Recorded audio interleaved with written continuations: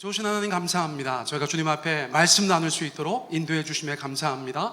하나님의 말씀을 듣사오니 저희들의 심령이 깨이게 하여 주시고 늘 성령으로 충만하여서 하나님의 백성으로 살아가는 것에 부족함이 없게 하여 주시옵소서. 시종을 주께 의탁합니다. 존귀하신 예수님의 이름으로 기도드렸습니다. 아멘. 할렐루야. 잘 지내셨어요? 네, 반갑습니다. 자주 못 뵈어서 아마 오늘 약간의 방역 지침에 변화가 있는 것 같아요. 그래서 8명까지는 모일 수 있을 것 같이 그렇게 뉴스가 보도되는 것 같아서요.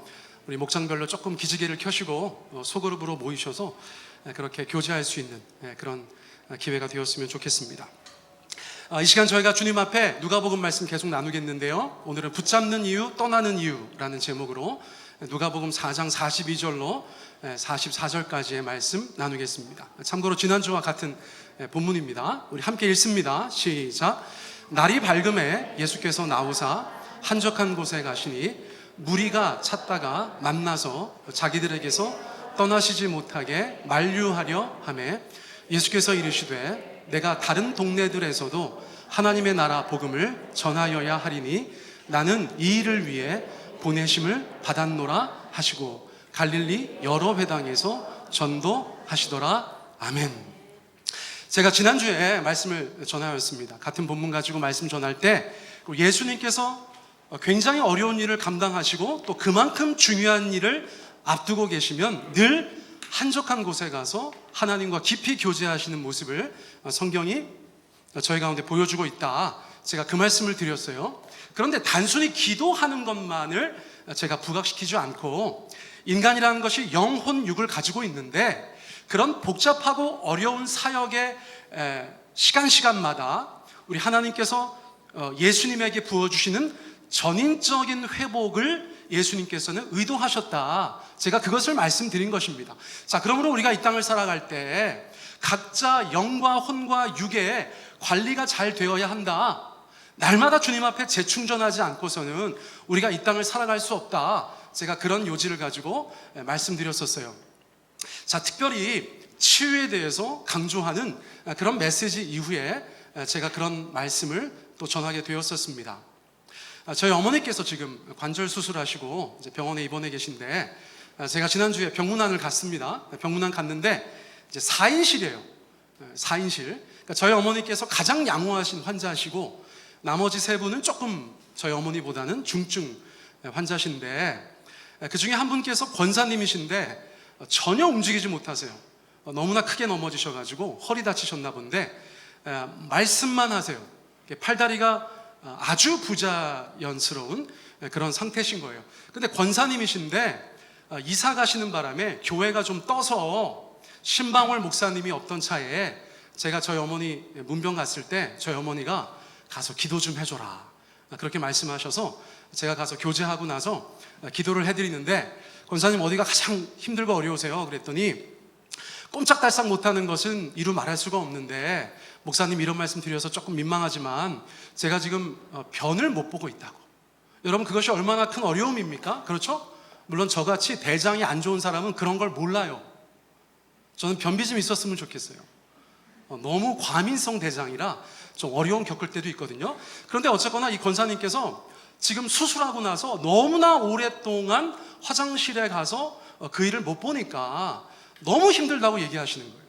여러분 사지가 거의 마비되다시피 한 분께서 뭐가 가장 어렵냐고 하니까 변비 때문에 힘들다고 하는 그 마음 아시죠? 모르시는구나. 다들 대장성 과민. 자, 그런데 어쨌거나 제가 그 말씀을 듣고 나서 저는 그런 마음 이해가 되거든요. 남들이 뭐라고 하든 지금 내가 가장 힘든 것이 힘든 것이죠. 그래서 제가 하나님 앞에 기도드렸어요. 권사님 제가 지금부터 기도하겠습니다. 그래서 기도를 했는데 제가 나오고 바로 화장실에 가신 거예요. 할렐루야. 여러분 이상한 은사가 온 것 같아요. 그래가지고 병실이 난리가 난 거예요. 저희 어머니께서 갔더니 야 말도 마라. 너 가고 나가지고 저 권사님 바로 화장실에 가가지고 볼일을 보고 그 후로 3번이나 더 갔다는 거예요. 그러니까 완전히 치유된 것 같다고 저희 어머니께서 막 기뻐하시고 그 권사님 어제 제가 다시 가서 얼굴 뵀는데 우세요. 목사님 기도하고 나가지고 제가 그렇게 변을 보았노라고 설교 시간에 자꾸 이상한 단어가 나와서 좀 민망하긴 하지만 혹시나 여러분 뭐 심각한 분 있으면 잠깐 저 보고 가시기 바랍니다. 저도 모르게 하나님께서 그런 은혜를 베푸셔가지고 너무 기뻤어요. 그 별거 아닙니다. 하나님, 사지가 지금 불편하신데 일어나게 해주셔야지 왜 그거 먼저 해결해 주십니까? 그렇게 물어보실 수도 있어요. 그러나 여러분, 그것은 그분에게는 굉장히 중대한 응답입니다. 그래서 제가 너무나 기뻐하고 어제는 가가지고 손과 발에 힘을 달라고 주님 앞에 기도하고 왔는데, 그 다음에 연락을 안 해봐가지고 어떤 상황인지는 제가 모르겠어요. 자, 그런데 제가 영혼윤만 강조하고 나서 지난주에 조금 아쉬운 게 있었어요. 왜냐하면 성경에서 말하는 그 치유에 있어서는 관계가 포함되거든요. 우리의 영적인 회복, 우리의 정서적인 회복, 우리의 육체적인 회복과 함께 관계의 회복도 성경에서는 치유라고 말씀하고 있기 때문에 그래요. 자, 어떻게 그것을 알 수가 있어요? 성경적인 치유를 보통 이렇게 정의합니다. 조금씩은 다르지만 이건 거의 교과서적인 정의라고 할 수 있어요. 여러분 같이 한번 읽어보겠습니다. 시작. 하나님께서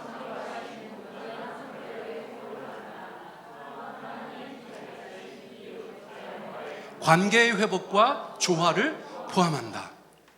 여러분 정말 그렇지 않습니까? 우리가 하나님 앞에서 건강한 삶을 추구할진데 영적인 온전함, 정서적인 온전함, 그리고 육체적인 온전함이 있어야 하는데, 동시에 우리 사는 세상에 많은 관계들이 건강하지 않으면 우리가 얼마나 힘들고 어려운지 몰라요. 자, 인간관계의 어려움이라는 것이 무엇일까요?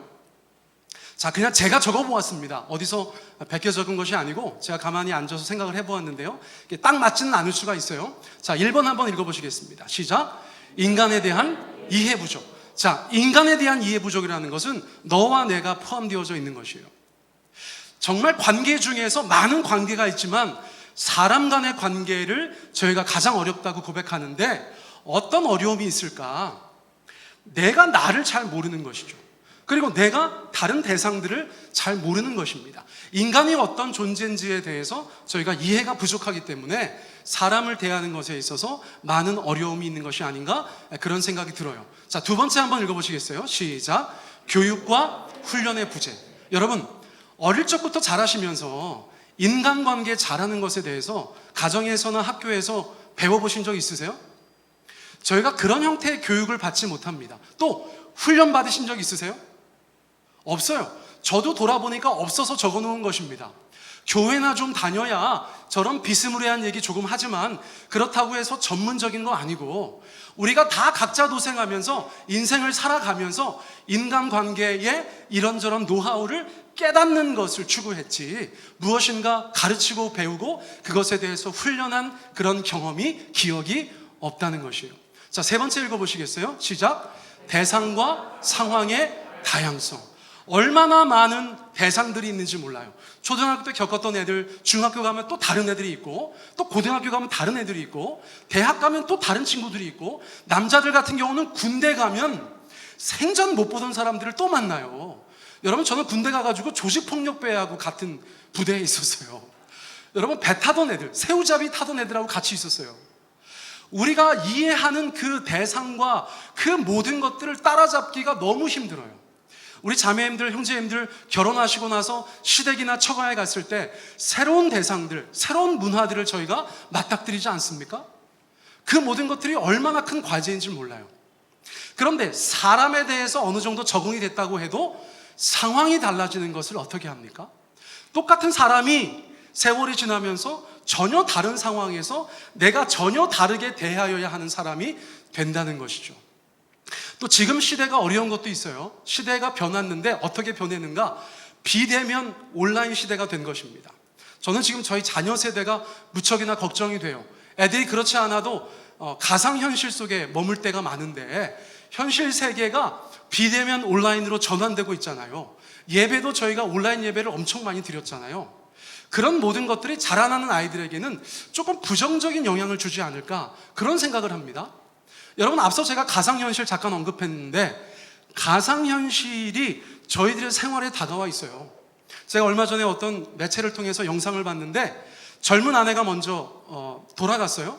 근데 그 남편이 그 아내를 그리워하는데 제작진들이 가상현실을 통해서 그 아내를 만나게 해주는 거예요. 저는 그게 굉장히 무서웠어요. 이 남자가 막 오열합니다. 그 가상현실 속에서 아내가 뚜벅뚜벅 걸어오는 거예요. 이 남자가 막 어쩔 줄 몰라 하고서 오열하는 장면을 제가 보면서 자, 이게 인간 세상 가운데 어떻게 앞으로 작용할지 많은 의문이 있었어요. 또 인공지능 같은 것도 우리 가운데 다가옵니다. 여러분 시골에 가면 할아버지 할머니들이 지니하고 대화하는 경우들 많으시는 거 아니시죠? 지니야 이거 하면서 계속 지니하고 대화하고 계신 거예요. 우리가 그 시대가 변화하는 것은 사람을 자꾸 대하지 않는 쪽으로 시대가 변화되고 있다. 그것을 저희가 생각할 수가 있는 것입니다. 또 많은 경우에 여러분 관계가 왜 어려운 줄 아세요? 여러분 이것을 간과하는 경우들이 많으신데 악한 영들은 성도가 그 관계 속에서 풍요로움을 누리는 것을 굉장히 싫어합니다. 그래서 여러분들의 가정이나 교회 가운데서 악한 영들의 역사와 회방이 굉장히 많다는 것을 여러분 아셔야 해요. 제가 주변에서 많이 경험하는데 특별히 교회 공동체가 저런 것에 대해서 간과하면 정말 우습게 교회가 깨진다니까요. 그러므로 우리가 그런 일들이 있을 때 어떻게 생각해야 된다고요? 이 관계 가운데 악한 영들의 역사가 있을 수 있구나. 그러므로 말씀 붙잡고 성령 안에서 기도하며 사랑으로 대처해야 되는 줄 믿습니다. 제가 지금 그냥 이렇게 적어놓은 것들을 보더라도 인간관계가 얼마나 어려운지를 저희가 알 수가 있다는 것이에요. 자, 그래서 제가 이거는 지난주에 설교를 할까 하다가 안 했던 부분이기 때문에 더 길게 말씀드리지는 않고 제가 예수 믿는 사람으로서 오늘날까지 지내오면서 제 마음에 있었던 인간관계와 관련된 3가지 성경 구절을 여러분들 가운데 소개해 주는 것으로 이 주제는 마무리하려고 합니다.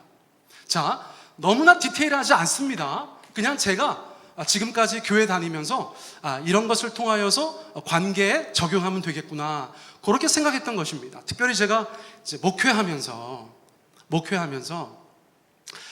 많은 사람들을 대하잖아요. 많은 사람들을 대하는데 참 부족함을 많이 느끼겠더라고요.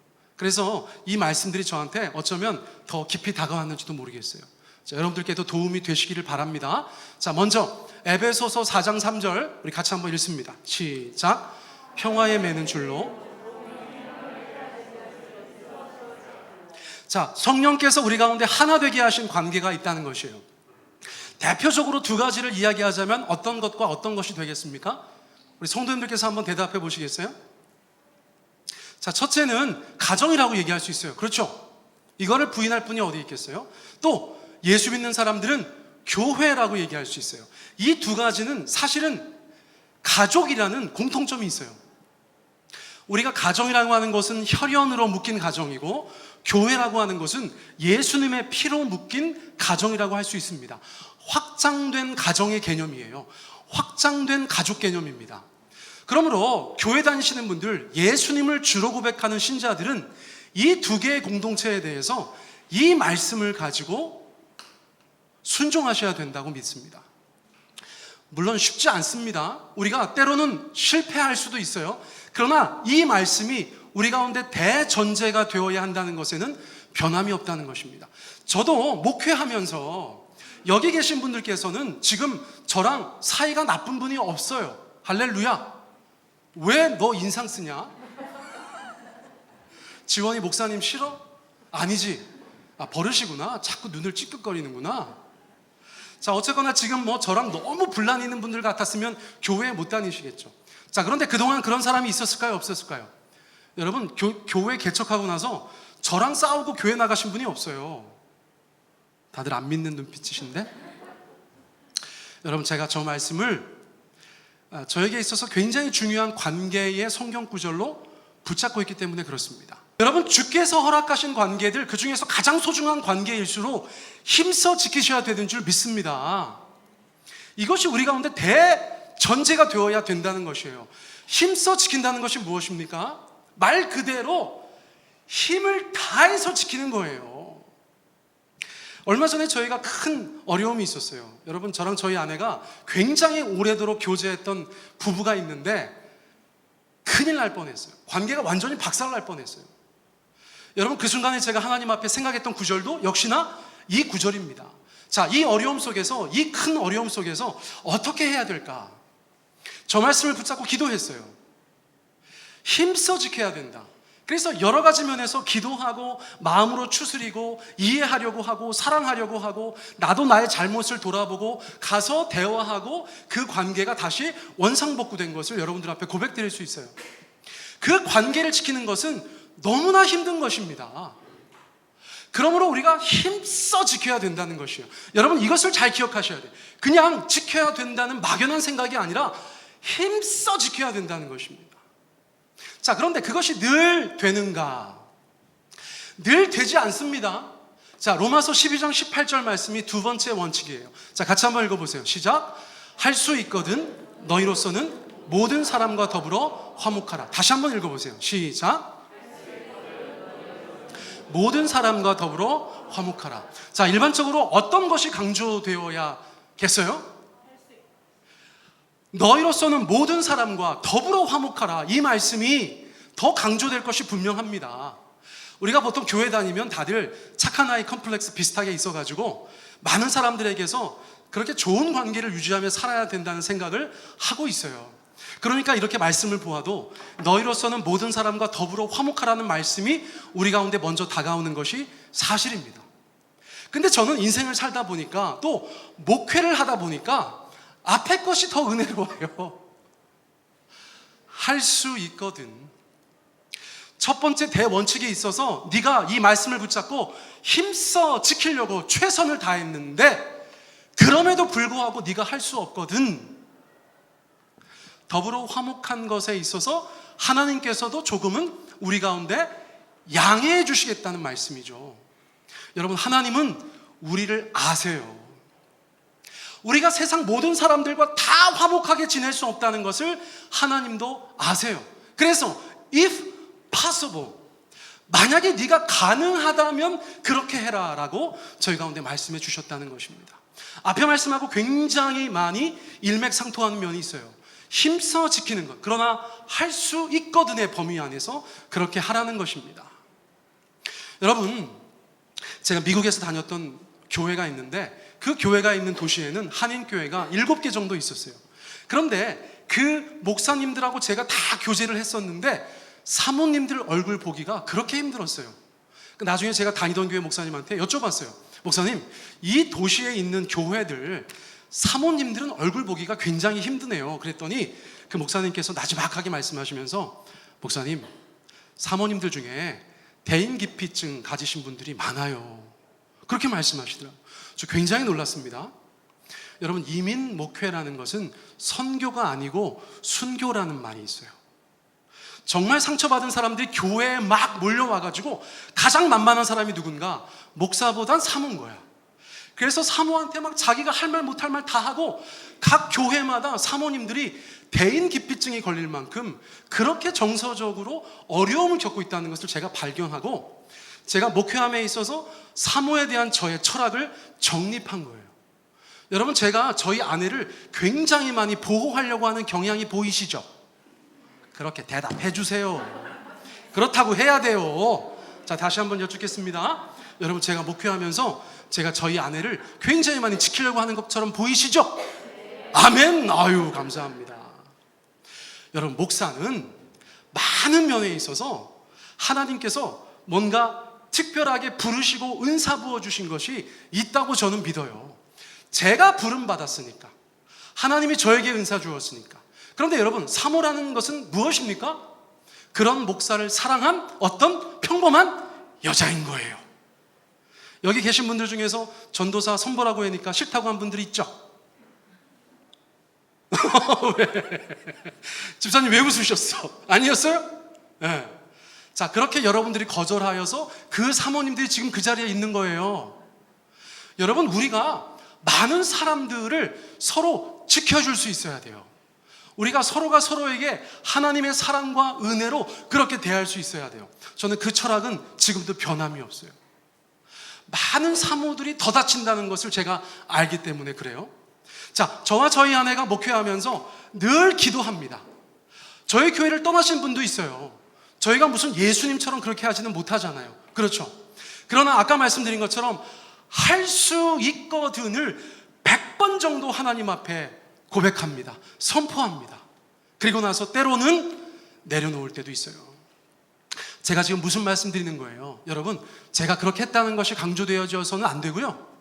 우리의 인간관계 속에서 우리가 최선을 다하고 그럼에도 불구하고 하나님 앞에 내려놓아야 되는 것에 대해서는 하나님도 인정하시고 우리도 스스로를 용납할 수 있어야 된다는 것을 말씀드리는 거예요. 여러분, 우리가 세상 모든 사람들 다 감당할 수 없어요. 여러분, 제 말씀에 위로가 좀 되셨으면 좋겠어요. 자, 그리고 나서 세 번째 저의 성경 구절이에요. 자, 디모데후서 4장 11절인데요. 같이 한번 읽어보겠습니다. 시작. 네가 올 때에 마가를 데리고 오라. 그가 나의 일에 유익하니라. 여러분, 어떤 장면이냐면요, 사도 바울이 디모데에게 편지를 썼는데 거기에 무슨 내용이 있냐면 네가 올 때에 마가를 데리고 와라. 마가복음의 기자인 마가예요.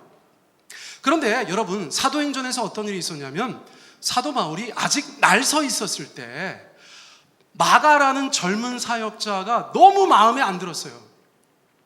그래서 선교 여행 중에 집으로 쫓아내버려요. 집으로 가라고 하는 것입니다.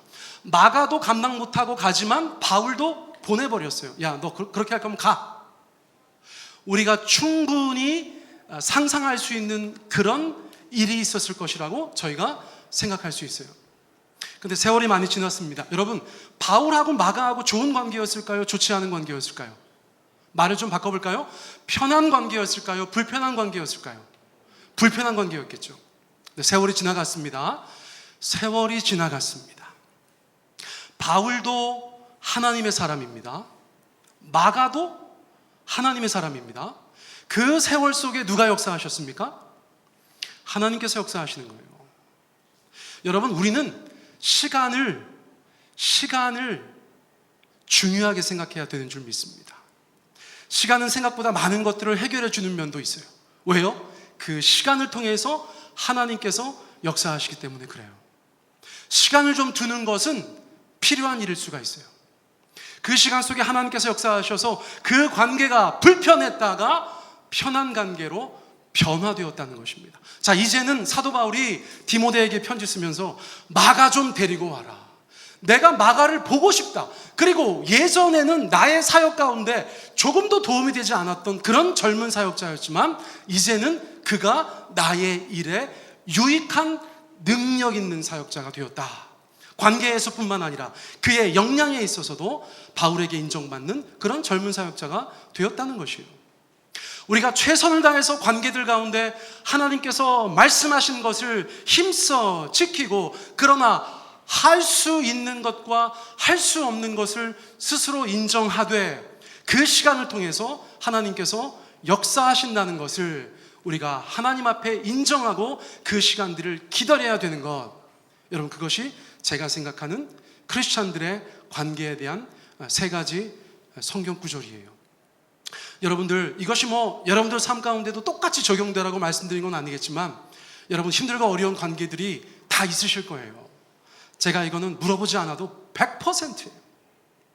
그 100% 속에서 여러분들 이 말씀들을 지혜롭게 잘 적용해 보시고 여러분 힘써 지키는 것을 가장 우선으로 주님 앞에 행해 보시기를 간절히 원합니다. 자, 지난주에 제가 못했던 이야기 그거 이 정도로 마무리하고, 자, 오늘의 본문으로 제가 넘어가도록 하겠습니다. 또 다른 설교가 시작되는 것 같아서 조금 죄송스러운 마음이 있습니다. 자, 누가복음 4장 42절로 저희가 넘어가는데, 예수님은 어떤 장면이신가? 한적한 곳에 가서 하나님과 함께 깊이 교제하고 계셨다는 거예요. 그런데 여러분, 이때는 예수님께서 12제자를 아직 세우지 아니하셨던 때입니다. 그러니까 예수님께서 혼자 다니시는 거예요. 혼자 다니시는 굉장히 단촐한 그런 개인 사역자라고 얘기할 수 있어요. 그런데 그때 아침에 일찍 일어나서 광야에 갔기 때문에 아무도 예수님께서 움직이시는 것을 못 보았던 것 같아요. 그런데 그들도 눈을 떴을 때 예수님께서 없으시니까 이렇게 반응하였습니다. 자, 42절 하반절입니다. 자, 같이 읽습니다. 시작. 무리가 찾다가 만나서 자기들에게서 떠나시지 못하게 만류하려 하매. 자, 예수님께서 광야에 계신데 많은 사람들이 정신을 차리고 나니까 예수님께서 안 보이시는 거예요. 자, 그들이 어떻게 했다고요? 예수님을 찾아 나섰다는 것입니다. 그 넓은 광야에서 예수님을 어떻게 찾겠어요? 그런데 마가복음 말씀에 보면 베드로가 뭐라고 하냐면 예수님께 먼저 와서 모든 사람이 주님을 찾습니다. 그렇게 고백하였어요. 가버나움에서 예수님을 직간접적으로 경험했던 거의 모든 사람들이 예수님을 찾으려고 혈안이 되어 있었던 것입니다. 자, 그런데 이 많은 사람들은 예수님을 왜 찾으려고 했을까요? 성경 말씀에 답이 나와 있습니다. 무엇입니까? 자기들에게서 떠나시지 못하게 만류하려고. 자기들에게서 떠나시지 못하게 만류하시려고. 자, 예수님을 경험한 사람들, 어제 하루 종일 가버나움에서 예수님을 경험한 사람들, 그 사람들이 경험한 것이 무엇입니까? 너무나 은혜로운 말씀 선포였어요. 할렐루야. 악한 영들을 제압하는 예수님의 능력이었습니다. 베드로의 장모를 치유하시는 하나님의 아들로서의 그런 능력을 보았어요. 온갖 병자들을 다 치유하시는 하나님의 아들의 사역을 보았습니다. 그것을 전제로 한 것이에요. 그 모든 것들을 보고 당사자일 뿐만 아니라 옆에 있던 사람일 수도 있고 그 당사자의 지인이나 가족일 수도 있는 그 수많은 사람들이 예수님을 찾는데 그 이유는 무엇이냐면 예수님, 우리 곁에서 떠나지 마세요 라고 만류하려고 찾았다는 것입니다. 성경에 보면 그런 일들이 많이 있습니다. 자, 요한복음 6장으로 가보겠어요. 요한복음 6장은 어떤 상황이냐면 오병이어 사건 직후입니다. 오병이어 사건 직후예요. 엄청나게 많은 사람을 예수님께서 다 먹이신 직후에 사람들의 반응이 뭐였냐면 예수님, 우리의 왕이 되어 주십시오, 그거였어요. 그러자 그 사람들의 요청에 대해서 또 예수님께서는 바다 건너 도망가시는데 그 많은 사람들이 쫓아와서 주님을 찾으니까 그때 예수님께서 말씀하신 것이 바로 6장 26절인 것입니다. 자, 같이 한번 읽습니다. 시작.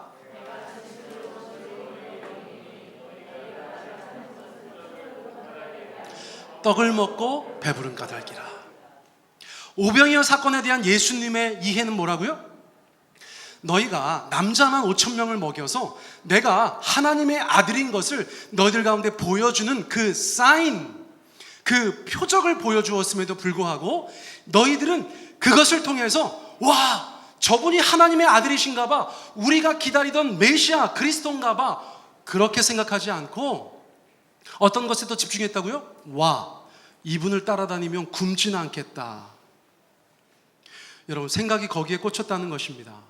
예수님은 사람의 마음을 다 아시잖아요. 정확하게 말씀해 주신 거예요.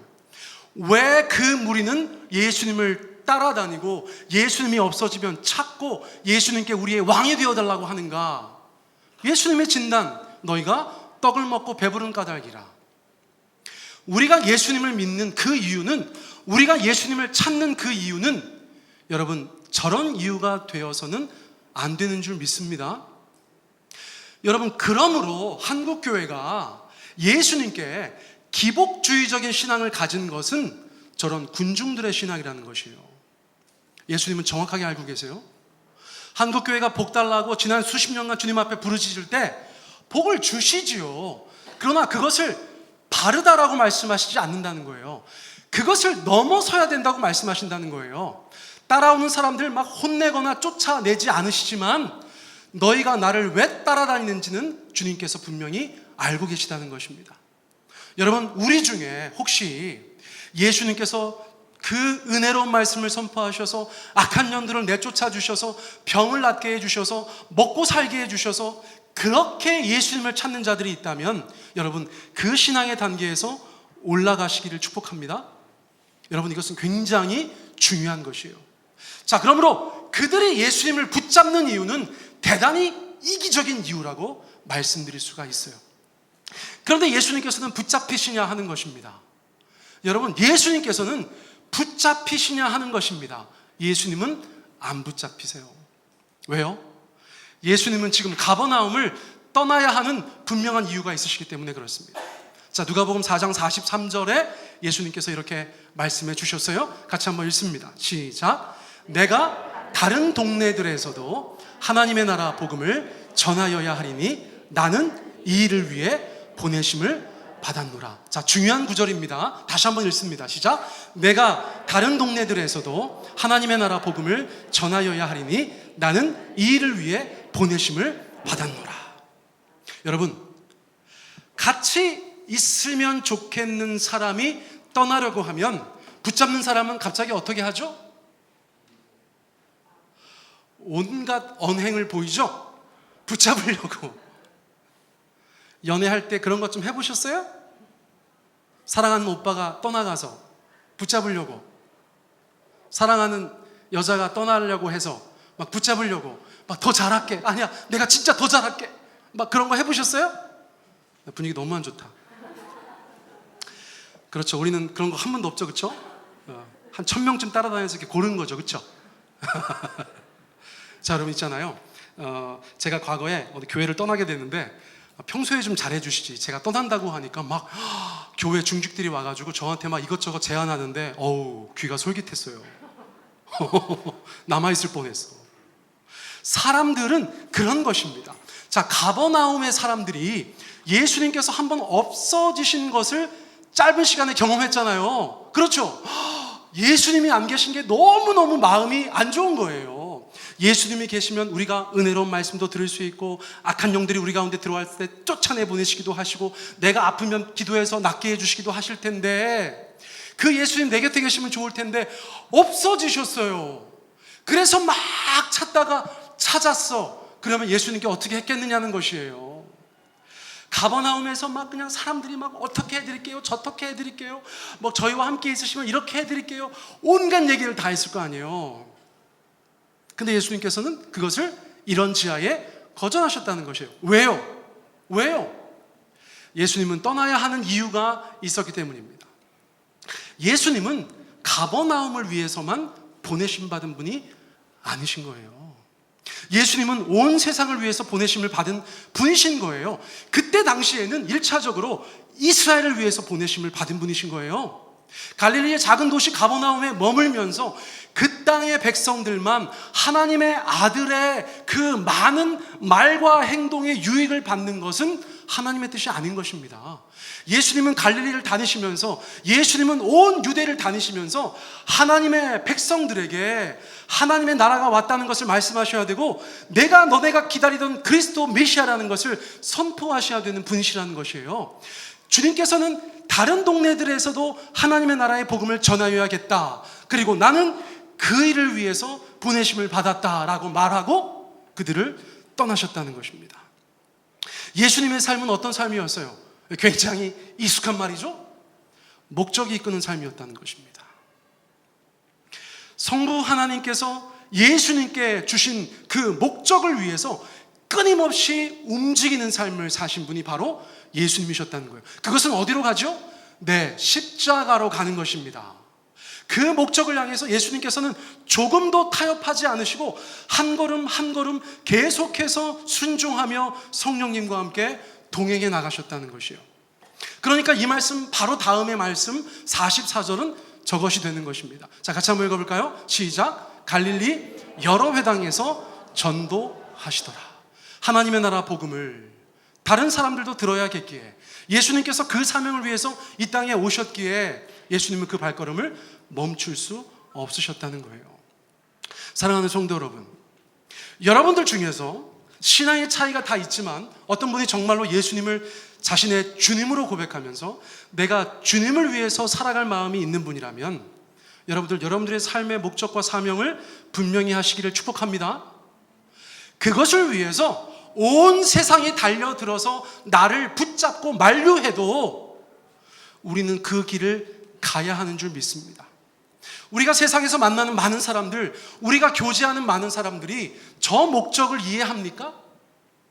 그렇다면 여러분들은 정말 행복한 분들이세요.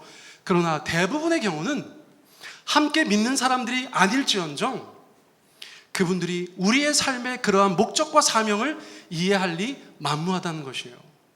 그러므로 예수님의 그 뚝심, 그 믿음이, 그 황소걸음의 신앙이 우리에게도 필요하다는 것입니다.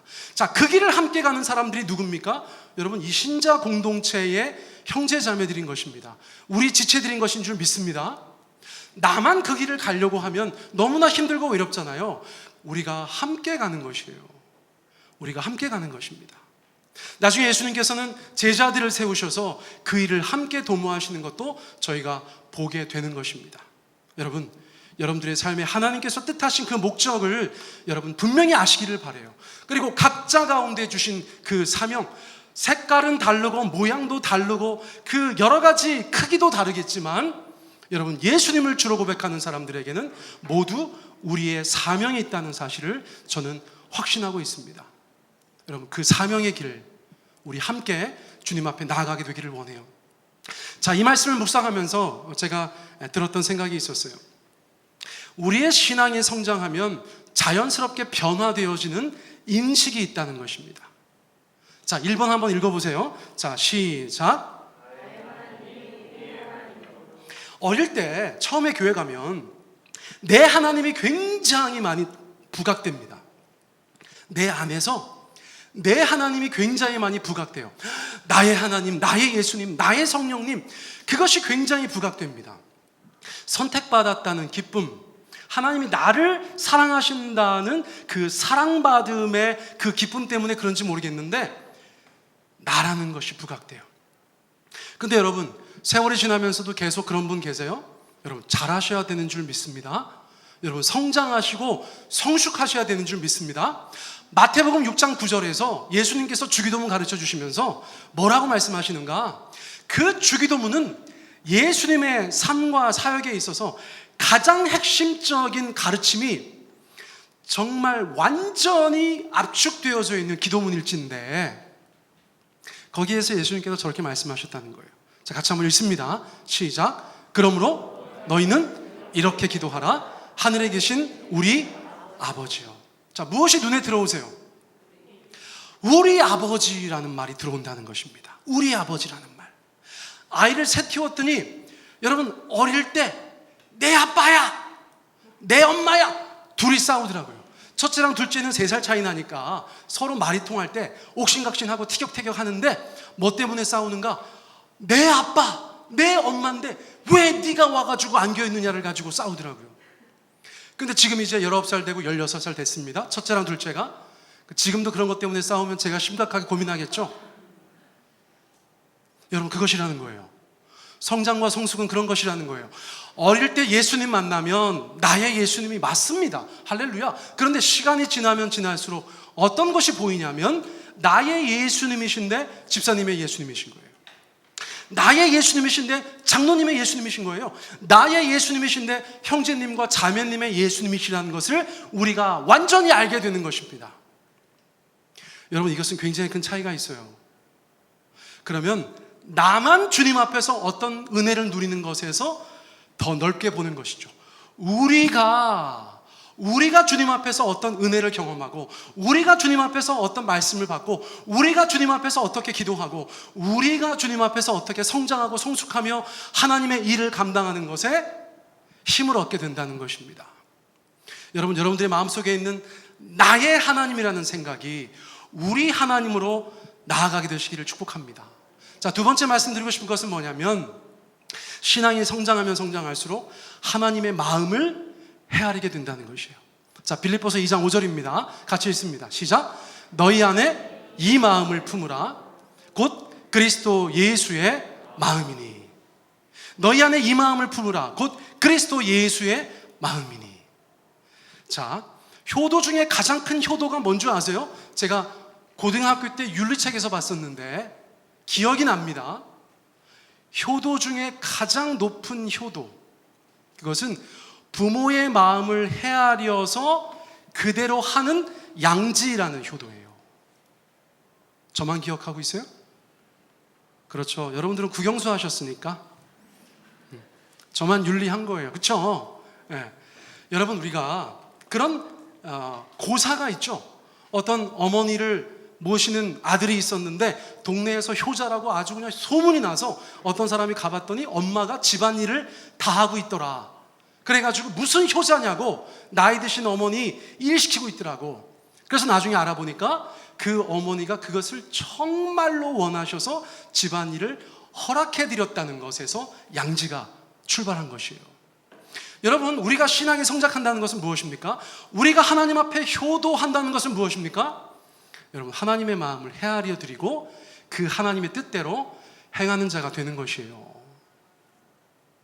하나님의 뜻을 헤아리지 못하면 가버나움 사람들 같이 되는 것이에요. 네, 예수님의 사역이 뭐가 중요해? 우리가 중요하지. 그렇게 말하게 된다는 것입니다. 자, 그러므로 여러분들 신앙의 성장이 있으시길 바라요. 여러분들 안에 그 마음을 품으시기 바랍니다. 곧 그리스도 예수의 마음이에요. 자, 세 번째, 그러니까 어떤 일이 벌어집니까? 같이 한번 읽습니다. 시작. 하나님의 일을 생각하게 됨. 자, 마태복음 16장 읽어볼까요? 시작. 내가 하나님의 일을 생각하지 아니하고 도리어 사람의 일을 생각하는도다. 베드로가 예수님 앞에 멋지게 신앙 고백해서 엄청난 칭찬을 받고 나서 그제서야 예수님께서 십자가 지러 간다고 하시니까 베드로가 예수님을 꾸짖었어요. 그러면 안 된다고. 그러자 그때 예수님께서 하신 말씀이 바로 이것입니다.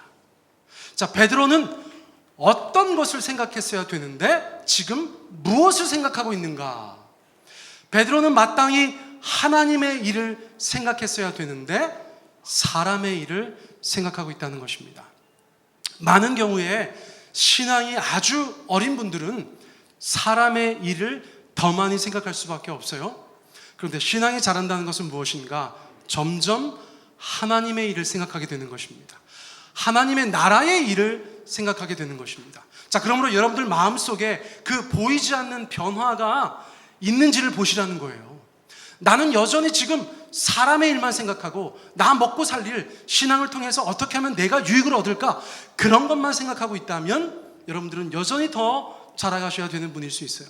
그런데 하나님의 마음을 헤아리려고 하고 동시에 하나님께서 원하시는 일을 내가 감당해야겠다, 그런 생각이 자꾸 드신다면 여러분들은 어느 정도 성장한 신자라고도 말씀드릴 수 있어요. 우리 주변에서 그런 걸 서로 권하는 것인 줄 믿습니다.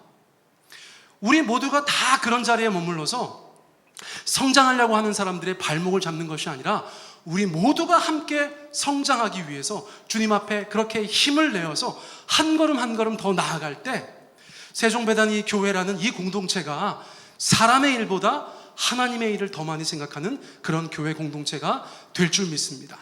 자, 그리고 마지막으로 우선순위가 분명해집니다. 마태복음 6장 33절 우리 같이 한번 읽습니다. 시작. 너희는 먼저 그의 나라와 그의 의를 구하라.